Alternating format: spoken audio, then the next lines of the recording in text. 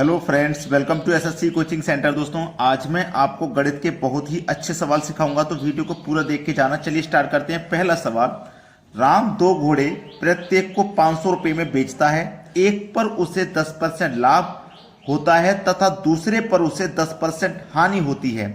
उसे कुल कितने प्रतिशत लाभ या हानि होगा? एक बात याद रखना, कोई भी सवाल हो, कोई भी जिसमें लाभ और हानि प्रतिशत बराबर हो, जैसे यहां पे 10 का लाभ 10 की हानि, 20 का लाभ 20 की हानि, 25 का लाभ 25 का हानि, लाभ और हानि का प्रतिशत बराबर हो, तो उस प्रश्न में हमेशा हानि होगी। ठीक है, उस प्रश्न में हमेशा हानि होगी। ठीक है, ये बात तो कंफर्म हो गई। चलिए अब कर लीजिए, 10 का लाभ 10 की हानि बटे में 100, 2 जीरो से 2 जीरो कट गए, 1 का गुना 1 से किया, 1% हानि हो गया। ठीक है, यह सवाल का हो जाएगा यहां पे बिल्कुल सही जवाब। 1% दिया गया है सी ऑप्शन में, यह सवाल का बिल्कुल सही आंसर है। अब देखेंगे अगला सवाल। अगला सवाल है, एक व्यक्ति किसी वस्तु को 1800 रुपए में बेचता है तो उसे उतने ही रुपए की हानि होती है जितना वस्तु को 2000 रुपए में बेचने पर लाभ प्राप्त होता है। वस्तु का क्रय मूल्य क्या है? बड़ा ही अच्छा सवाल। इस सवाल को भी आप बड़ी आसानी से बनाओगे। कैसे? आपके पास जो दोनों मूल्य हैं 1800 और 2000, दोनों को जोड़ के 2 से डिवाइड कर देना बस। 1800 प्लस 2000, दोनों को जोड़ के 2 से डिवाइड कर देना। 1800 और 2000 को जोड़ेंगे हो जाएगा 3800। 2 से डिवाइड कर दोगे तो ये हो जाएगा 1900। ठीक है, 1900 दिया गया पहले ऑप्शन में, बिल्कुल सही जवाब है। लेकिन अब आप इसे चेक भी कर लीजिए।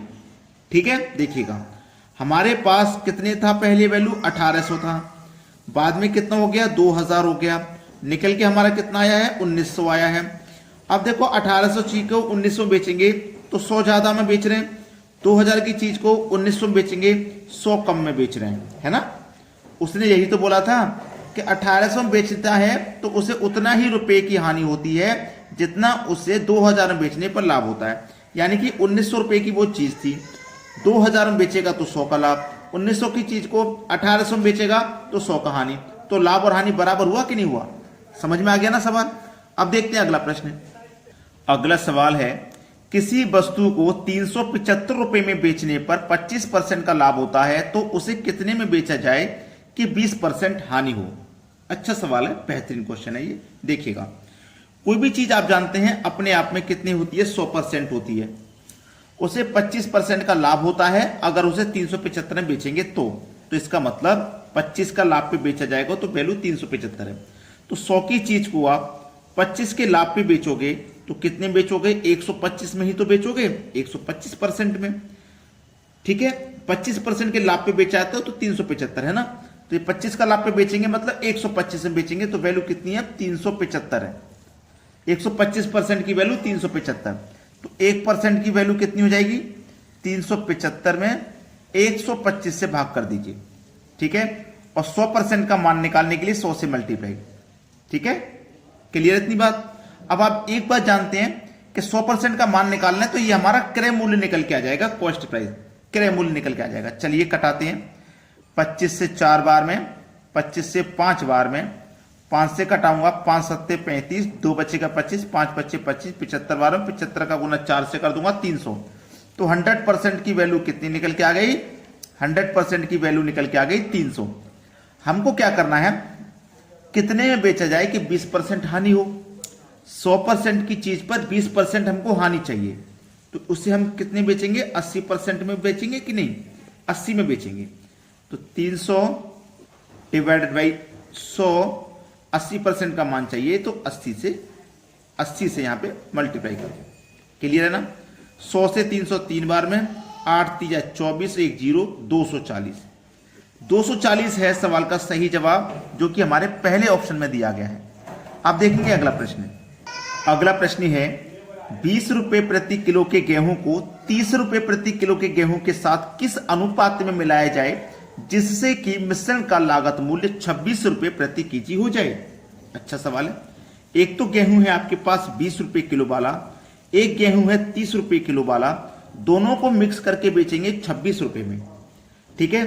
तो क्रॉस अंतर कर लेना, ये एलिगेशन मेथड है जो कि सबसे सरल माना गया है, एलिगेशन मेथड, ठीक है। 30 और 26 का अंतर कितना आ जाएगा 4, 20 और 26 का अंतर कितना आ जाएगा 6, ठीक है। बोला गया था ना कि किस अनुपात में मिलाया जाए, कटा लो, 2 दूनी 4, 2 तिया 6, तो 2:3 में मिलाया जाएगा, 2:3, क्लियर, 2:3। ये आपके सवाल का हो जाएगा बिल्कुल सही आंसर। चलिए अब देखेंगे अगला सवाल। अगला सवाल है, यदि 73 प्लस 82 बराबर 62, 91 प्लस 21 बराबर 21, तो 86 प्लस 24 बराबर क्या होगा। बड़ा ही अच्छा सवाल है। पहले आप 73 और 82 से 62 बनाइए, जिस रिलेशन से 62 बनेगा उसी रिलेशन से 21 बनेगा और उसी रिलेशन से यह संख्या फाइंड होगी। कभी ऐसा मत करना कि यहां पे तो कोई दूसरा रिलेशन लगा दिया, यहां पे कोई दूसरा और यहां पे कोई दूसरा, ऐसा नहीं, सभी जगह एक ही रिलेशन होना चाहिए। चलिएगा ध्यान देते हैं, हमारे पास 73 प्लस 82 से 62 बनाना है, 73 प्लस 82 से हमें 62 बनाना है। तो 73 जो संख्या है, 7 और 3, इनको आपस में अगर मैं जोड़ दूं तो 7 और 3 10 हो जाएगा, प्लस ले लो। और ये जो संख्या है 8 और 2, इनको अगर मल्टीप्लाई कर दूं तो 8 दूनी 16 हो जाएगा। पहले की संख्याओं को प्लस किया, बाद की संख्याओं को मल्टीप्लाई किया, 16 और 10 को जोड़ूंगा तो ये 26 हो जाएगा, लेकिन चाहिए हमको 62। तो दोस्तों ये जो 26 है, अगर मैं इसे पलट के लिखूंगा तो ये 62 ही तो है, पलट के लिखने पर समझ में आ गया होगा। अब बिल्कुल ऐसे ही देखिए, यहां पे क्या है, 91 प्लस 21 बराबर 21 करना है। एक बार देखो इनको जोड़ दो, तो 9 और 1 को जोड़ूंगा 10, एक बार इनको मल्टीप्लाई कर दो, 2 1 कम 2, 10 और 2 12, और इस 12 को पलट के लिखूंगा तो ये 21 ही तो हो जाएगा। लॉजिक सेम लग रहा है दोनों में, इसमें भी यही लॉजिक लगेगा। 86 प्लस 24 बराबर क्या, एक बार इनको जोड़ दो, 8 और 6 कितना हो जाएगा भैया 14, प्लस एक बार इनका मल्टीप्लाई कर दो, 4 दूनी 8, ठीक है। अब देखिए 14 और 8 को जोड़ोगे तो कितना हो जाएगा, 14 और 8 22 हो जाएगा, और 22 को अगर पलटेंगे तो 22 ही होगा पलटने पे, तो आंसर आ जाएगा 22। 22 दिया गया है सी ऑप्शन में, ये सवाल का बिल्कुल सही जवाब है। सभी बच्चों से एक ही बात कहूंगा कि वीडियो को अधिक से अधिक लाइक करें और अधिक से अधिक शेयर करें, ताकि सभी बच्चे इस तरह के सवालों को सीख जाएं। ठीक है दोस्तों, धन्यवाद।